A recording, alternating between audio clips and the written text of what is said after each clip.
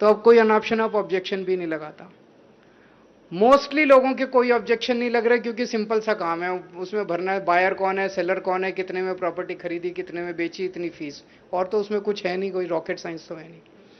उसके बाद उसको बुलाया जाता है कि इतनी तारीख को आ जाओ, इतनी तारीख को आके इतने बजे आपको दोनों को, बायर को और सेलर को पेश होना होता है।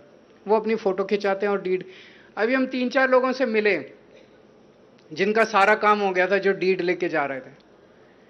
उनके चेहरे की खुशी दिखाती है कि वो पहले तहसीलदार के दफ्तर से अगर कोई निकलता था तो उसका चेहरा देख के पता चल जाता था निचोड़ लिया बेचारे को पूरी तरह से। आज उनके चेहरे की खुशी दिखाती है कि व्यवस्था बदल गई है, सिस्टम बदल गया है।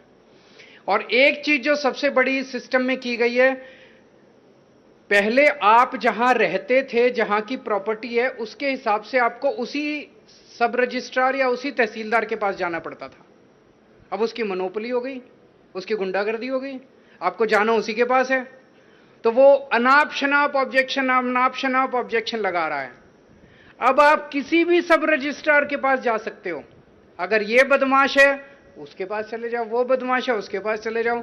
एक तरह से सरकार को भी पता चल जाएगा कि सबसे ज्यादा भीड़ किसके पास हो रही है। जिसके पास सबसे ज्यादा भीड़ हो रही है इसका मतलब वो अच्छा आदमी है, और जिसके पास लोग नहीं आ रहे इसका मतलब उसकी जांच होनी चाहिए, लोग उसके पास क्यों नहीं पहुंच रहे, या तो बदतमीजी कर रहा है और या कहीं कुछ गड़बड़ है। तो अब जनता को 7 सब रजिस्ट्रार हैं, जैसे मोहाली डिस्ट्रिक्ट के अंदर 7 में से आप किसी के पास भी जा सकते हो। तो मैं समझता हूं ये एक बहुत बड़ा ऐतिहासिक दिन है। 15 जुलाई तक ये जो पायलट, मोहाली का जो पायलट प्रोजेक्ट है, ये पिछले 15 दिन से चल रहा था। एक तरह से सॉफ्ट देख रहे थे हम। हमने किसी को नहीं बताया था, ना मान साहब ने ना मैंने किसी को नहीं बताया था कि हम निगरानी कर रहे हैं। हम देखना चाह रहे थे कि आम आदमी जब इसमें दफ्तर में आ रहा है, क्योंकि आज जब हम आए हैं, मैं आया हूं, सीएम साहब आए हैं, तो सब कुछ ठीक मिलेगा, यहाँ पे सब अच्छा अच्छा मिलेगा। लेकिन जब आम दिन, ऑर्डिनरी दिन जनता से कैसा बिहेव किया जाता है, असली टेस्ट तो वो है। तो पिछले 15 दिन से जो खबरें हमारे पास आई, जो भी ट्वीकिंग करनी थी सिस्टम के अंदर, वो हम कर चुके हैं। मोहाली का सिस्टम अच्छा चल रहा है। 15 जुलाई तक पूरे पंजाब के अंदर इसे लागू कर दिया जाएगा। 15 जुलाई से 1 अगस्त के बीच में एक तरह से ट्रायल चलेगा पूरे पंजाब के अंदर, और 1 अगस्त को फिर से हम लोग पूरे पंजाब में इसको लागू करेंगे। और मैं समझता हूं कि एक दिन ऐसा आएगा जब पंजाब से सीख के पूरा देश इसको, इस देश के हर तहसील ऑफिस के अंदर ये सिस्टम लागू होगा। मैं पंजाब के लोगों को, सभी पंजाबियों को बहुत बहुत बधाई देना चाहता हूं इस अर्थ शेकिंग सिस्टमेटिक चेंज के लिए। Thank you so much. आज ये रजिस्ट्री का जो पूरा सिस्टम पंजाब के अंदर चालू किया जा रहा है, मैं समझता हूं कि पूरे देश में किसी भी राज्य के अंदर इस किस्म का रजिस्ट्री का सिस्टम नहीं है। पहली बार पंजाब में ये सिस्टम लागू किया जा रहा है। मुझे पूरी उम्मीद और विश्वास है कि इसके पहले आप लोग हमारे आने के पहले अंदर जाके देख चुके होंगे कि सिस्टम क्या है। अभी तक जैसे मान साहब ने बताया, अगर कोई भी आदमी को किसी तहसील में जाना पड़ जाता था, तहसीलदार के दफ्तर में जाना पड़ जाता था, तो उसके लिए ये एक बहुत बुरे सपने की तरह होता था। अंदर जाते हुए घबराता था, और पूरा सारा खत्म होने के बाद जब तक वो बाहर निकलता था उसको निचोड़ लिया जाता था बुरी तरह से। और ये अंग्रेज़ों के टाइम से चला आ रहा था। तो मैं समझता हूँ कि आज यहाँ पे पंजाब के अंदर, मोहाली के अंदर जो शुरू किया जा रहा है पायलट बेसिस पे, ये केवल पंजाब के लिए नहीं, पूरे देश के लिए आज एक ऐतिहासिक दिन है। और एक बार जब ये चालू हो, मोहाली में आज चालू हो गया, पूरे पंजाब में जब चालू हो जाएगा तो पूरे देश के लिए ये एक सीख होगा जिसे बाकी देश में भी लागू किया जा सकता है।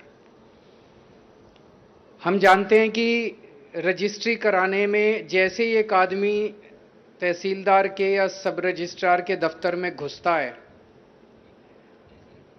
सबसे पहले उसे रजिस्ट्री टाइप करानी होती है, डीड लिखवानी होती है। यहीं से उसको घेर लिया जाता है। जैसे ही वो दफ्तर के अंदर घुसता है उसको 2-3 लोग घेर लेते हैं। हाँ जी, क्या काम है? वो कहता है मेरे को रजिस्ट्री डीड लिखवानी है, वो सारा काम कराएंगे, और उसको दलाल पकड़ के ले जाते हैं और फिर उसकी सेटिंग होती है, डीड लिखवाने का भी पैकेज होता है कि इतने पैसे लगेंगे, और उस पैकेज में तहसीलदार का भी हिस्सा होगा, सब रजिस्ट्रार का भी हिस्सा होगा। कहते तो हैं कि ऊपर भी हिस्सा होगा, ऊपर किसका हिस्सा होता है हमें नहीं पता, लेकिन पैकेज होता है, और उस पैकेज के लिए दलाल बाहर बैठे होते हैं। उसके बाद फिर वो रजिस्ट्री डीड उसकी वहां पे दी जाती है। डीड के अंदर अगर पैकेज ना हो तो उसमें 100 ऑब्जेक्शंस हो जाती हैं। एक ऑब्जेक्शन दूर करो, फिर दोबारा हो, फिर दूसरी ऑब्जेक्शन, फिर तीसरी बार आओ, फिर लाइन में लगो, फिर चौथी ऑब्जेक्शन। ऑब्जेक्शन खत्म ही नहीं होती तहसीलदार की।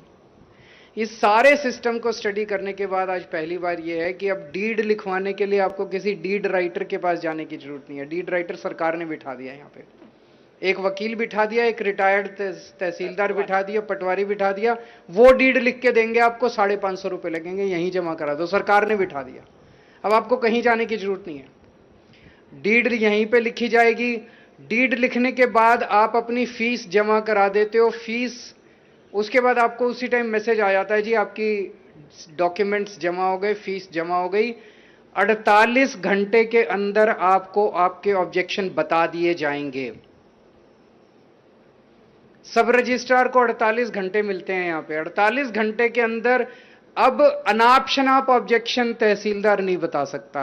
अभी कंप्यूटर के अंदर हम देख रहे थे 8 या 10 तरह के ऑब्जेक्शन लिखे हुए हैं, उसे उसके अंदर से ही कोई ऑब्जेक्शन बताना है।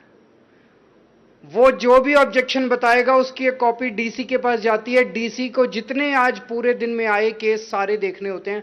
किसी तहसीलदार ने बदमाशी करके कोई गलत ऑब्जेक्शन तो नहीं डाल दिया, जो पहले ऑब्जेक्शन पे ऑब्जेक्शन, अब नहीं है। जो ऑब्जेक्शन लगानी है एक बार में लगाओ, 48 घंटे में लगाओ, और अगर गलत ऑब्जेक्शन लगाए तो डीसी उसकी चेकिंग करेगा। और मान साहब ने जैसे बताया, आपको एक व्हाट्सएप मैसेज आ जाएगा कि अगर आपको लगता है कि आपके ऑब्जेक्शन गलत लगाए गए, आप इसी वक्त इस लिंक पे क्लिक करके डीसी को शिकायत कर दो, उस अफसर को सस्पेंड कर दिया जाएगा।